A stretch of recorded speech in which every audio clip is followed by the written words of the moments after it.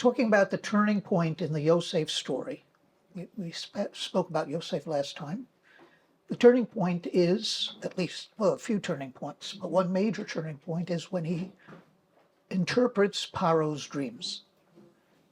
The automatic change that takes place in his life from being in the dungeon. Just imagine, just think about it for a minute. You're in the dungeon, you're second in command in the dungeon, you're okay.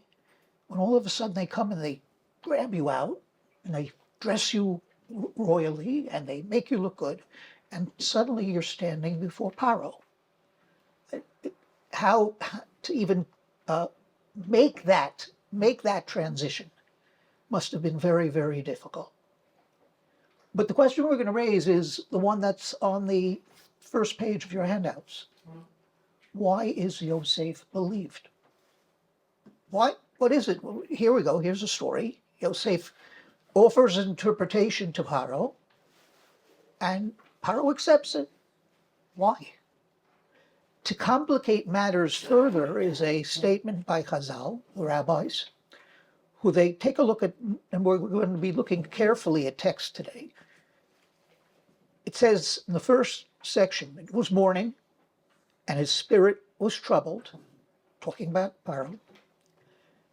All the wise men and Paro told them his dream, but none could interpret them for Paro. So what's superfluous in that statement? None for Paro, right? In other words, obviously they're trying to interpret Paro's dreams, but obviously it's for Paro. Why is it that the Torah tells us that? So if you take a look at Rashi, Rashi quotes Mamar Chazal, which says, Posrim hayu osam avol lo leparo. They actually offered a series of interpretations. There were many interpretations that were offered, but none of them were offered for Paro. Meaning what? He did not accept anyone else's interpretation. So here we have a strengthening of the question. It's not that he doesn't have options. He has options, but why does he believe Yosef? Is it possible that he has his own interpretation? Okay, we're going to look at some of the answers, and that's going to be one of them as well. All right, so that's the question before us. By the way, again, to the people sitting in back, I'm sorry that I'm not standing, but I'm still a little shaky. All right, so the classical approaches on the first page. A whole range of possibilities are offered by the rabbis in order to explain this phenomenon. Seichel Tov Reshis says, K'mo shepasar lo, kein haya roeh gam hu. Paro dreamt the dream and its interpretation, according to this approach, perhaps subconsciously. And when he heard Yosef offer that interpretation, well, something clicked. That made sense. That's correct, and he accepted the interpretation. If you take a look at some of the English statements there, take a look at another possibility. He was testing his courtiers. In other words, he knew the interpretation. He just wanted to see if anybody was wise enough to offer what he felt was the interpretation. Another possibility is that Yosef, if you look carefully, what Yosef does is he not only presents him with a problem or with a situation, but he takes a step further, which is an amazing step for him to take under the circumstances. And what does he do? He offers a solution to Paro. He'll tell him there'll be years of famine, there'll be years of good, etc., plenty, then a famine. But what you should do, Paro, is X, Y, and Z. Now, imagine for a moment you're Yosef. Paro just wanted the interpretation. He didn't ask you for your advice. But Paro was so pleased to get that advice, according to this possibility, that he said, okay, everybody else was giving me issues. This guy's giving me answers. And that's helpful, and that's why I'm going to accept his interpretation.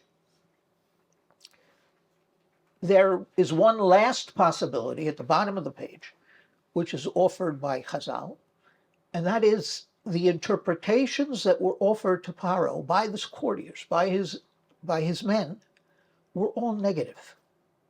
They spoke about seven realms that would conquer you, or you would conquer and then you'd be conquered.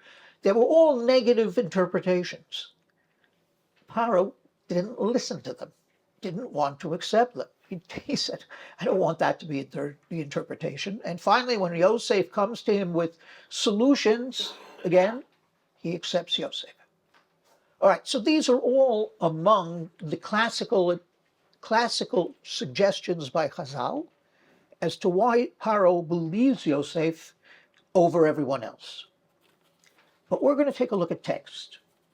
And if we take a look at text, and I think that most of you who've studied with me before know that I am very much a believer in Pashat Pshat, that it's important for us to see the interpretation of the words that are actually written. And Medrash set aside at this point, there is a puzzling pattern that emerges in the text when surrounding the story of Paro, his dreams, the courtiers, and Yosef. Take a look on page number 2, and you see there are two sentences there, which are after Paro awakens from the dreams entirely. But Tivlano, Vayikatz Paros, I'm reading only the underlined sections, Vihine Chalom. Now, that's, again, those words are superfluous. Of course it's a dream. What the Torah is telling us is that from Paro's position, the two dreams were one. He insists, and you'll see how it unfolds here, he insists on understanding the two dreams as a singular dream. He doesn't want two dreams, he wants only one. Take a look at the next sentence. Again, underlined section. Vayisaper Paro lohemes chalomo, talking about his advisors. Ve'ein poter otama leparo. Now look at that. There's something fascinating there, isn't it? He told them his dream, and they insist on interpreting it as two dreams, right? Chalomo, otam, there. Right? So something's unfolding here, right? Then Paro, as he talks to Yosef, he says, and second paragraph down below, Yosef cholom cholamti upoter ein oto. I dreamt a dream, right? And nobody can interpret it. Paro is consistent. If anything, he's consistent. It's one dream. Vayidaber Paro el Yosef b'chalomi hineni omed al sfat hayor. In my dream, I am standing on the riverbank. If you also take a look at sentences earlier, Vatavono kibreno v'lo noda, etc., vo'ikatz, vo'erebe chalomi. He's telling Yosef what happened. He said, I saw this vision of these cows, and the weak ones swallowed up the good ones, the hefty ones. And then I awoke, and then I saw in my dream. It's not that I fell asleep again and I dreamt a second time. It's I woke and I dreamt in my dream. So that is very specifically what the Torah seems to be telling us, is that there's some reason here, that there's a struggle between Paro and everyone else. Is it one dream or two? Yosef picks up on this. And Yosef is, if anything, very, very savvy. And he's hearing Paro's saying something to him. Take a look at the first thing Yosef says as he opens up his interpretation to Paro. Vayomer Yosef el Paro, chalom Paro echad hu. What's the first thing that Yosef says? First thing that Yosef says is, it's one dream. It's one dream. Don't worry, Paro. He's caught onto this struggle, and he knows that Paro is insistent upon understanding it, so he's going to buy come into his favor by doing this. By agreeing with him over everyone else, automatically Paro's now going to look at him as a little bit better than everyone else. Not only does he do that, but later in his interpretation, he says, "Vayedaber Paro." Paro first. "B'chalomi hineni omed ba'yohar, v'ere b'chalomi." Right. In other words, what he's saying, all of these things he's saying are, "I woke in my dream. I woke in my dream. It's one dream." But when Yosef interprets it, and as I told you, the first thing he says, as it appears on your page, is "Chalom echadhu."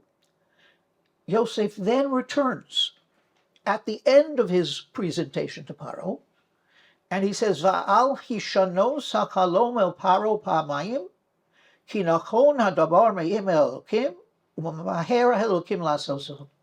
Why did you dream this dream in two different ways? Because God is ready to make this happen. It's going to happen quickly. It's going to come right now. And that's why the double presentation of your one dream. Now, okay, so we understand that Paro has this tendency to want one dream. But what's fascinating is, it seems that other Egyptians want that as well for themselves. Who else does Yosef interpret dreams for? The butler and the baker, right? The butler and the baker in the jail. How do they present their dreams to him? Take a look. Page number 3. Vayachamo hu halom shnehem ish halomo balaylo echad, ish kepitron halomo, etc., etc. They dreamt. The Torah is now describing not what they said, but how they perceived their vision. And the language is extremely strange, right? Take a look again. It says, "Vayachalmu halom shnehem." They dreamed one dream, the two of them.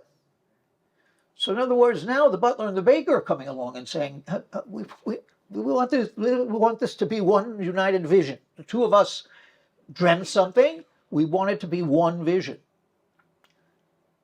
And if you take a look at the next sentence, they say to Yosef at the bottom of the second paragraph on page 3, "Vayomeru elav chalom cholamnu upoter enoto." You've heard that before? Who? Paro, right? So now not only Paro wants to see one dream, and the question I raise is this throughout Egypt, or is it just Paro and his henchmen? But for some reason, this idea of dreaming one dream and not two really takes root and appears over and over again, not just with Paro, but with the butler and the baker. To contrast that, take a look at Yosef, way back in the beginning of his career. Yosef also dreamt dreams, didn't he? How many dreams did he? 2, right? Let's see how he perceived those dreams. Let's see what the Torah has to say. Vayachal, where is it? Hold on a second. Down at the bottom. Vayachalom Yosef Chalom. Yosef dreamt a dream. Vayosef Vayaged Lechov, and unfortunately he told it to his brothers, and they hated him even more. And this is Yosef before he becomes as wise as he is by the time as it gets to Paro. So then, in a couple of sentences later, Vayachalom od chalom acher, Vayisapero so la'achiv, Hine cholamti chalom od. He dreamt another dream, chalom acher, and as he presents it to his brothers, he says, "What? I have dreamt a dream again." Separate dream. It's not the same dream. So, what's going on? What is it that the Torah is trying to portray for us? Why is it that this phenomenon exists, that Paro and his underlings all want to have one dream and not two? And he is so insistent on it that keeps coming back to it over and over again. And Yosef, brilliant Yosef, understands it and immediately presents one dream to Paro. So the Torah doesn't tell us what the possibilities are. And I haven't seen any Mepharshim who tell us, but it occurred to me a number of years ago. What's the difference between two dreams and one dream? Complexity. Things are complex. You're dreaming two dreams. You've got to figure out how do they interface with each other? What is each one saying? You dream one dream, right? And things are clear. Paro doesn't want complexity. He doesn't want to live in a world where somehow he has to figure out how to overcome problems. Yosef comes down, says to him, it's one dream, then says to him, and this is what you should do, and this is how you should take it. And Paro is thrilled. Paro's thrilled. Not, obviously he's unhappy that there's going to be what? There's going to be famine. And obviously he's unhappy that there's going to be any kind of suffering within Egypt. But nonetheless, he is pleased because he receives that interpretation of one dream. And Paro, in this way, if you take a look at the points at the bottom, I say Paro is the paradigm of the despot. Paro is the paradigm of the king, the evil king, who cares more for his own survival than he does for others, who's only concerned with what takes place in the palace, basically, and his safety. And look, everyone else will work it out so they can get some food. But I'm fine now because I know where I stand. I know what I'm doing. I know how to do it. If Paro's the paradigm or the original despot, just out of curiosity, I wonder. Last time we took the Yosef story and we compared it to another story 2 weeks ago. And that was the story of Purim. And we said that Yosef is the turning point in early Jewish history from the period of God speaking to the period of God's silence. And we said that's exactly how the commentaries view the Purim story. Purim's story is the first major event that takes place in the non-prophetic era. So there are a bunch of similes, a bunch of connections between Purim and Yosef. The most telling statement, though, occurs when Chazal say, and we brought this up last time, when Chazal say that God held the mountain at Sinai over their heads and threatened to destroy the nation. And you wonder why did the rabbis turn what seems to be an event where the Jews are accepting, etc., why did they turn it to something where they're forced? And we suggested an answer, which is not our own, it's suggested by some within the commentaries. And that is that they had no choice. Let's understand. We just saw the 10 plagues raining down on Egypt. We just saw the parting of the Red Sea and the destruction of the Egyptian might. We are standing at a mountain where there's thunder and lightning and all sorts of things are happening, and a voice and a shofar sound, and all this stuff is happening. What's the issue? Are you going to take the Torah? What are they going to say? No? No? So obviously, Chazal say, they took the Torah out of, there was coercion, but it was coercion of circumstance. In other words, God doesn't say, I'm forcing you to take this, but the circumstances are such that you have no choice. And the rabbis continue in that medrash, and they say, what? But there came a time in our history where we accepted what we took out of force, where we accepted of our own free will. And what was that point in history? Purim. Because that's the time when God falls silent and we accept. Now, if Purim is, as we said, in some ways the parallel in the national era to the story of Yosef, Achashverosh is very much Paro. Achashverosh is, if Paro's the paradigm, the first one to set the stage for this kind of individual, Achashverosh is this individual in spades. I only have to point to one particular place. There's more. When Esther unveils Haman as the individual who is threatening her and her entire world. So what does Achashverosh do? Does anybody remember? He runs away. First thing that he does is he runs out into the garden. Why? Because he doesn't want to be there. This is complex. This is problematic. He comes back in, and what does he see? He sees Haman prostrating himself before Esther and begging her for his life. He turns to Haman and says, "You're trying to conquer the Gamlich Iti Babayis? You're not enough that you're threatening out there. What are you doing? You're trying to seduce my wife?" Now, let's understand. Paro knows full well that Haman is not trying to seduce Esther. What? Thank you. Right. Achashverosh knows full well, right, that Haman is not. So what is he doing? He's rewriting the event. He's turning it from a complex event that threatens a whole community. It's one issue. That's all. And how do I need to deal with that issue? Kill Haman. That's it. And then the Megillah goes on to say that Esther has to beg him and plead with him to reverse the decree against the Jews. And the king says what? Can't do it. Well, once a king issues a decree, I'm not going to make it that I made a mistake. So what will I do, Esther? I got to do something, because Esther's going to make my life miserable if I don't do something.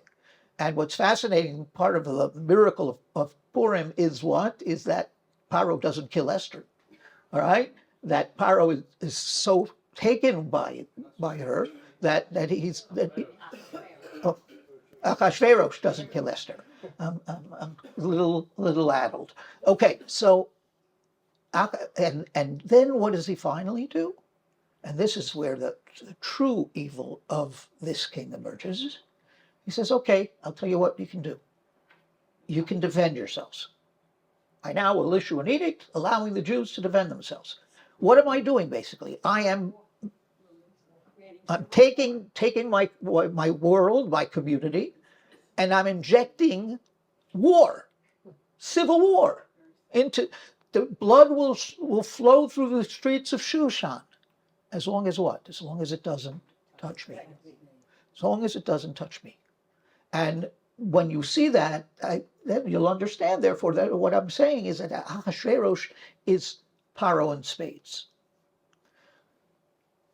Yosef, on the other hand, is the paradigm of the Jew. He accepts complexity. He accepts that things aren't clear. And some of the commentaries point out that one dream he dreams is of earth and one dream of heaven. And he's living in a world where those two realms are. Why do they say that? Because the first dream has to deal with wheat. The second dream has to deal with the sun and the moon and the stars, etc., like that. So he says those are separate messages. They may intertwine. They may affect each other, but it's one. It's two dreams, two separate dreams, and two separate messages. All right. So basically, what we've yes. Sorry, I just want to take a drink. Yaakov has a dream that joins heaven and earth. Yosef has to learn that. Say it again. Yes, Yaakov has a dream that joins by the ladder heaven and earth. Uh-huh. Yosef has to learn that. That's right. Correct. Well said. That's very nice. So in other words, Yaakov dreams of heaven and earth as connected, and Yosef still at this point in his life still sees them as separate. That's well said. But we're going to take a look at one last phenomenon, and that is, whenever the Torah tells you something it's told you before, repeats an issue, repeats a statement, repeats an event, you've got to compare the two, because the Torah doesn't waste words, and there's something the Torah is telling you in that second interpretation or that second event that affects the events that follow. Take a look at what Paro does. Now, Paro, and again, when I say when the Torah repeats itself, the Torah told you what Paro saw, and then when Paro speaks to Yosef, the Torah tells you what Paro says he saw. He could have simply said, Paro told the dreams over to Yosef. Why does it tell you what he's saying? So if you take a look, there are at least two points in Paro's dreams where he adds to what was said, or adds to what he saw. Take a look. Hine sheba paros hacharos olos harein min hayaor. Take a look at page number 4. Ra'os mareh v'dakot basar v'tamod lo etzel haparos, etc. V'tochalno es haparos ra'os hamareh v'dakot basar es sheba parot hayafot, etc. So he cuts Paro. So the Torah, that's the way the Torah tells it to us in the first unveiling of Paro's dream. He said, very straightforward. Take a look at what Paro adds. He's now talking, this second paragraph here is now Paro talking to Yosef, telling over the dream.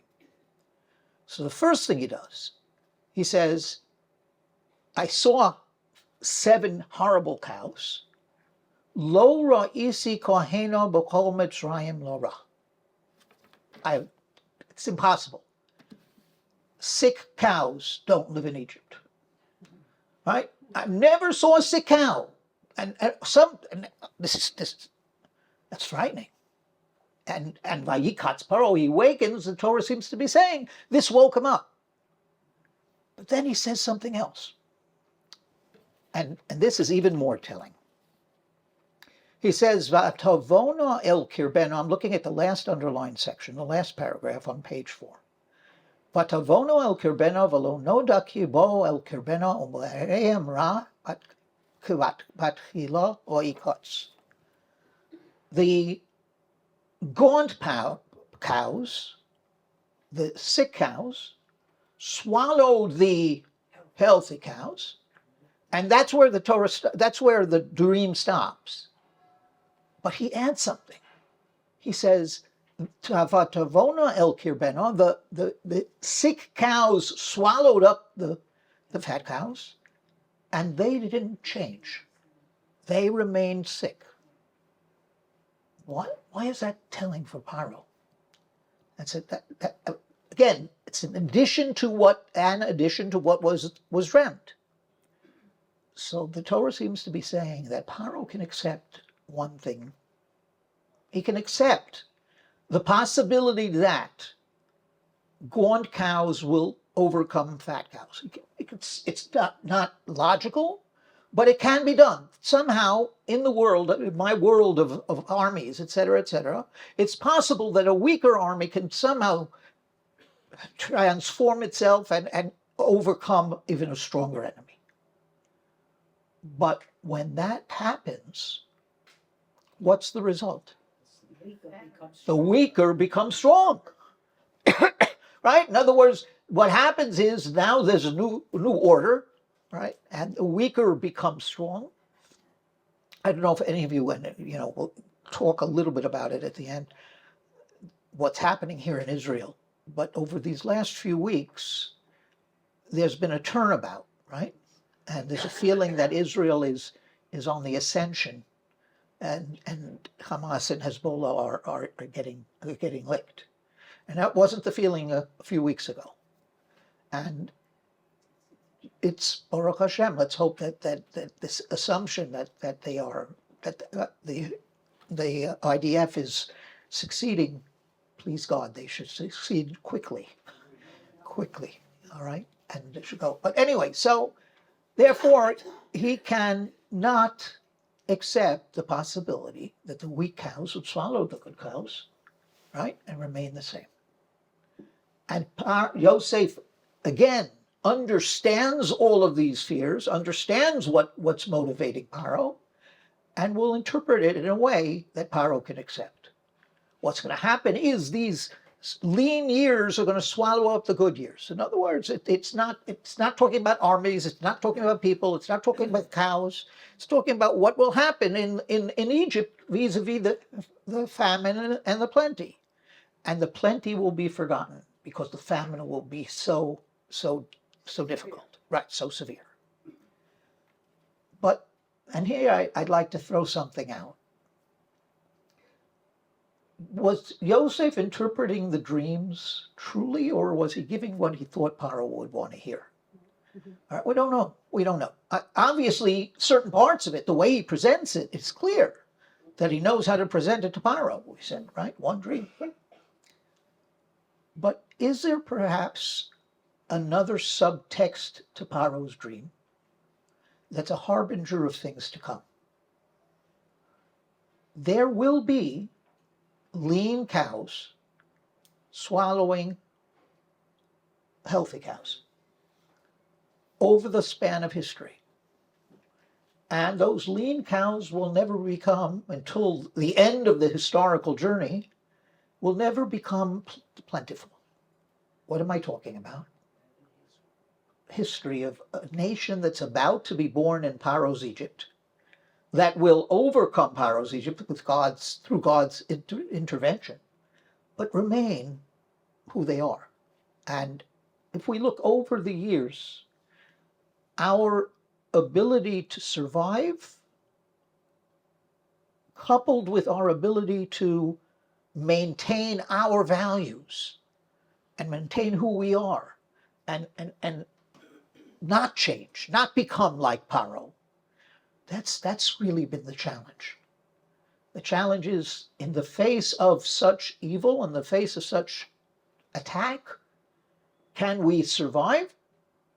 More than that, can we remain who we are? No, we could be better. Well, it can be better. Maybe we could be better. Maybe we could be even better.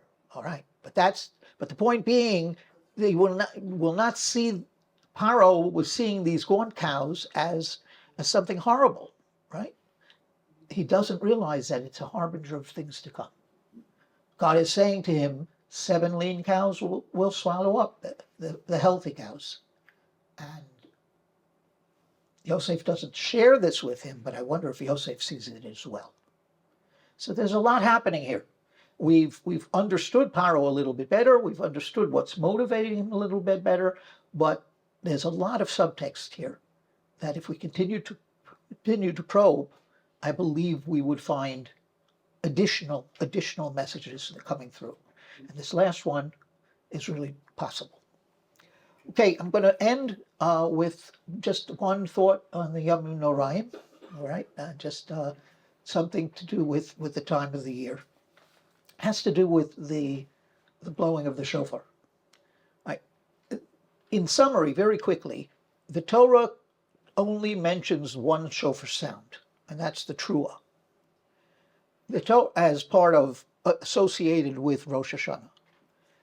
Rabbis understand the TORAH to be a broken sound of the shofar, but they're uncertain whether it's a broken sound of someone crying or someone sighing. So what do? They establish Shvarim and TORAH as two separate iterations of the TORAH, of the Torah's TORAH. It's either someone crying, which is ta-ta-ta-ta-ta-ta, or it's someone sighing, or it's someone sighing leading to crying. And that's where you have a Shvarim TORAH. But then, after defining that central sound, what I would call the essential sound of Rosh Hashanah, what do the rabbis do? They learn from the text that you can never blow the broken sound alone. It has to be encompassed between 2 straight sounds, 2 strong sounds. And the messages that are suggested through this interpretation are manifold. There's the fact that we have to remain optimistic, the fact that we have to understand it's all going to end well, but there's one other image, perhaps, that I'll share with you, and that's the following. Maybe this set of three underscores the way we view history and the way we view our events. To the world, the only thing that's certain is the present. The only thing the past is a dim memory, and the future unknown. To the Jew, the opposite is true. The past is as certain as the tekiah which sounded at Sinai. The future is as certain as the tekiah which will sound in Yemos HaMashiach. What is uncertain? The here and now. What's uncertain is what role will we play? What role will we take upon ourselves? And it's the job of every Jew to try to turn his or her personal TORAH into a tekiah, uniting past and future. And that's the challenge before us. We're on a journey, and this year has been a difficult journey, but it's a long journey. And Be'ezrat Hashem, we will succeed, and a better world will come into being.